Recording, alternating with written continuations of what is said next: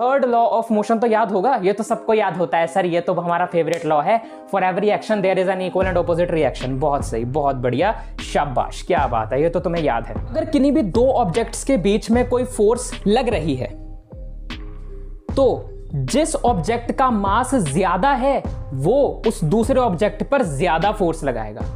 अब एक चीज तो यार तुम याद ही कर लो कि ये जो हमारी ग्रेविटेशनल फोर्स होती है ना, ये जो हमारी ग्रेविटेशनल फोर्स होती है ना, ये हमेशा एक अट्रैक्टिव फोर्स होती है। यानी कि दो ऑब्जेक्ट्स के बीच में अगर ये ग्रेविटेशनल फोर्स लग रही है तो वो दोनों एक दूसरे को अट्रैक्ट कर रहे होंगे, दोनों एक दूसरे को अपनी तरफ खींच रहे होंगे। जिस ऑब्जेक्ट का मास ज्यादा होता है ना वो उस ऑब्जेक्ट को ज्यादा जोर से अपनी तरफ खींचेगा जिसका मास कम है।